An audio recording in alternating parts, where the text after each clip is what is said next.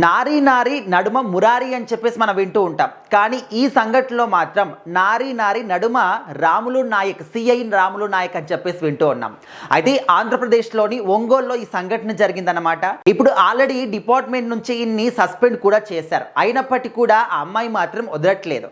అయితే ఈ అమ్మాయి పేరు అరుణకుమారి. ఆల్రెడీ తనకు పెళ్ళయింది, 2 పిల్లలు కూడా ఉన్నారు.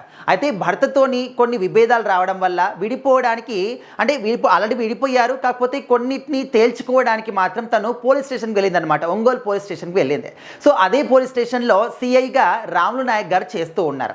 సో ఆ క్రమంలోనే ఆయనతోని మాట్లాడడం, ఆ తర్వాత కొద్ది రోజుల తర్వాత ఈ అమ్మాయి యొక్క నంబర్ తను తీసుకోవడము, సో ఇద్దరు కూడా మాట్లాడుకోవడం, ఆ మాటలు కాస్త స్నేహం కాస్త ప్రేమగా మారిపోయిందనమాట. ఇద్దరు కూడా పెళ్లి చేసుకుందామని కూడా సిద్ధంగా ఉన్నారు. అయితే ఈ అమ్మాయి తరపు ఎవరైతే ఫ్యామిలీ వాళ్ళు ఉన్నారో వాళ్ళు ఆల్రెడీ ఈ అమ్మాయికి పెళ్లి చేద్దాము అని చెప్పేసి వేరే సంబంధాన్ని కూడా వెతుకుతూ ఉన్నారు. కానీ ఇంతలోనే రాములు నాయక్ అదేవిధంగా అరుణకుమారి వీళ్ళిద్దరు కూడా శ్రీశైలం వెళ్ళి మరి పెళ్లి చేసుకొని మరి వచ్చేసారనమాట.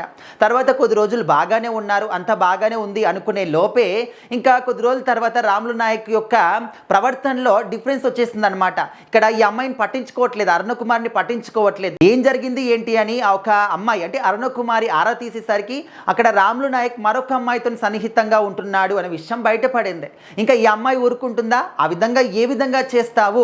నా భర్త అంటే మేమిద్దరం కూడా విడిపోయిన తర్వాతనే కదా నీతోని వచ్చాను, ఇద్దరం కూడా కలిసి ఇష్టంతోనే కదా పెళ్లి చేసుకున్నాము, కలిసి ఉంటున్నాము, మరి ఇప్పుడు నన్ను వదిలేసి నన్ను పట్టించుకోకుండా ఇంకొక అమ్మాయితో ఏ విధంగా ఉంటావు నువ్వు అని చెప్పేసి ఈ అమ్మాయి మాత్రం మళ్ళీ డిఎస్పీ గారి దగ్గరికి వెళ్ళేసింది అనమాట. సో ఆల్రెడీ ఈ యొక్క కేసులో ఈయనని అంటే సిఐ రాములు నాయక్ని సస్పెండ్ కూడా చేశారు.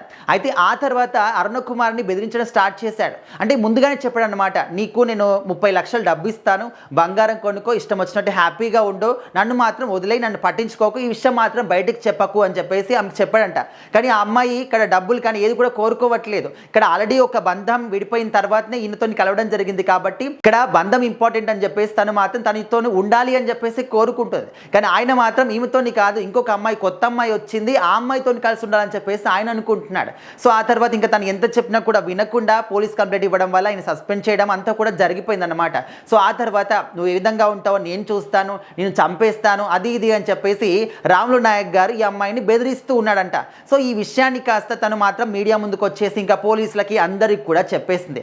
అంటే ఇప్పుడు ఈ అమ్మాయిని పెళ్లి చేసుకున్నాడు, రెండో మ్యారేజ్ అని తెలుసు, శ్రీశైలం వెళ్ళి మరీ పెళ్లి చేసుకున్నారు.